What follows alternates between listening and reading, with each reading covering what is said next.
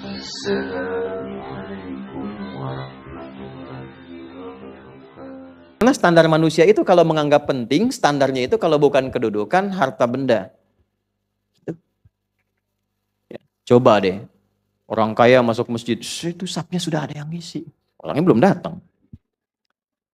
Pejabat mau datang udah dinomorin. Ya kan? Yang bikin siapa? Manusia. Standarnya beda. Ya, makanya dibuat standar sama saat masuk masjid. Ya, coba Anda bayangkan, kalau masuk masjid sapnya berdasarkan gelar. Oh, sop 1 profesor, 2 dokter. Oh, yang nggak sekolah ke toilet mungkin. Enggak, itu kan manusia. Ini manusia kan bikin standar begitu. Makanya dibikin sama. Masuk silahkan sama. Semua berhenti. Jadi status dunia itu berhenti ketika masuk rumah Allah. Makanya disebutnya Baitullah.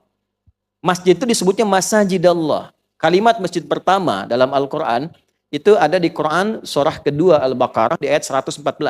وَمَنْ أَظْلَمُ مِمَّنْ مَنَعَ مَسَاجِدَ اللَّهِ.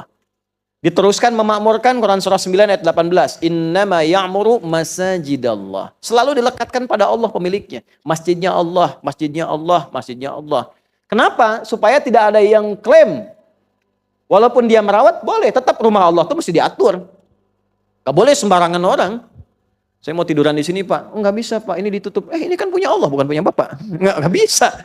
Tetap ada aturannya. Makanya ada rumusan kemakmuran masjid, ada pengelola masjid dengan turunnya Quran 9 ayat 18.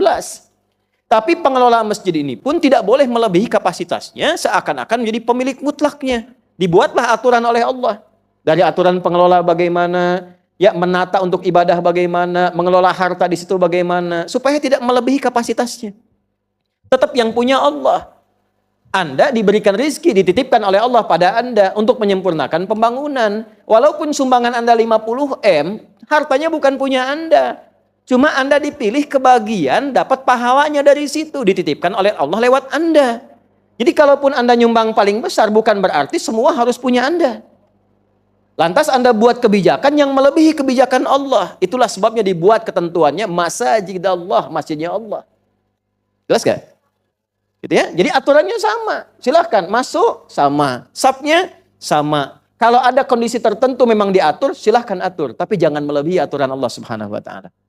Paham sampai sini? Itulah dilekatkan kalimat Masajidallah untuk memberikan sebuah penguatan.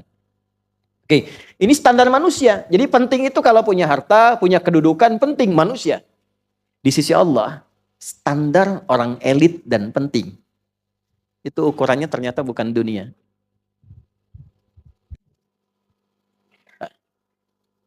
Dunia itu bisa harta, bisa kedudukan, bisa ilmu. Ya, awas. Ilmu agama juga masih dijaga. Makanya tadi 4 penjagaannya. Ilmunya bagus, lihat agamanya. Lihat ma'rifatnya. Lihat akhlaknya. Mau masuk, tapi kalau belum disalamin gak mau.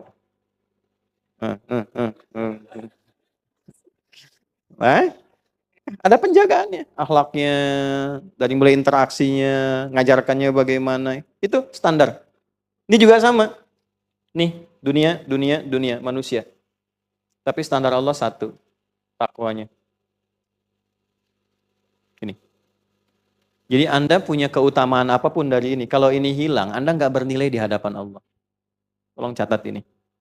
Anda punya dunia Anda kumpulkan, harta paling banyak silahkan, menguasai benua. Benua itu bahasa Arabnya qarah. Penguasanya namanya Qarun. Kenapa disebut Qarun? Ada satu tafsir mengatakan karena hartanya begitu banyak seperti punya benua. Dikumpulkan. Anda punya itu tapi nggak punya ini, Anda nggak punya nilai di hadapan Allah. Anda punya kedudukan tinggi, silahkan kendalikan apapun. Silahkan. Tapi Anda nggak punya takwa, Anda nggak bernilai di hadapan Allah. Apalagi ketika Anda punya ini, lalu bertentangan dengan hukum Allah. Melawan, menentang, itu biasanya, maaf, meninggalnya itu saking dikecilkannya oleh Allah, meninggalnya itu bukan hanya nggak wajar, tapi dia anggap rendah. Ya, saya nggak sanggup mencari kata yang lebih kasar itu, rendah aja lah. Ya. Kenal Namrud nggak? Nah, kenal saya pulang nih. Udah begini. Bu, Namrud tuh meninggalnya kenapa? Bukan cuma nyamuk, nyamuk yang sayapnya tinggal satu. Kan nggak apa ya, nggak enak dengernya gitu. Namrud kan ngaku Tuhan. Tuhan matinya sama nyamuk. Nyamuk setengah sayap lagi, gitu kan? Kan nggak enak, dengernya kan nggak enak tuh. Masa Tuhan matinya sama nyamuk, gitu kan? Ya, Firaun tahu kan? Tahu kisahnya kan? Matinya bagaimana? Tenggelam kan? Ya, dia kan ngaku Tuhan kan? Diviralkan di Quran, Ana Rabbukumul A'la. Pernah nggak ada kalimat begini? Pernah dengar nggak? Firaun ngaku Tuhan. Tuhan kok tenggelam? Tuhan tenggelam. Jadi cara Allah membinasakan itu sederhana sekali untuk menunjukkan bahwa ini nggak ada nilainya. Jadi Anda punya apapun, termasuk punya ilmu merasa hebat, ya kan? Ya, ada Stephen Hawking lah sampai mengatakan Tuhan telah mati. Dia yang mati duluan. Ya kan? Coba lihat cara meninggalnya. Walaupun ilmunya mungkin dianggap besar, luas. Ini ibrah ya. Ini satu hikmah yang kita bisa ambil. Jadi Anda silahkan banggakan status, silahkan banggakan harta, pengetahuan yang luas. Tapi kalau nggak punya takwa, nggak ada nilainya. Itu satu di hadapan Allah itu. Nah ini yang dimaksud Quran surah Al-Hujurat yang ayat ke-13 itu. Ya ayyuhan nasu inna khalaqnakum min dzakarin wa untha wa ja'alnakum syu'uban wa qabaila lita'arafu inna akramakum indallahi atqakum. Ini poinnya. Hei semua manusia tanpa kecuali, yang dekat, yang menengah, yang jauh. Aku ciptakan manusia itu cuma 2 jenis. Ada berapa jenis? Ingat, Anda yang di sini ada manusia, cek cuma 2 nih. Enggak ada yang ketiga. Min dzakarin laki-laki wa untha perempuan. Enggak ada jenis ketiga. Oke? Kalau Nia aja, kalau Kurniadi aja. Udah. Paham ya?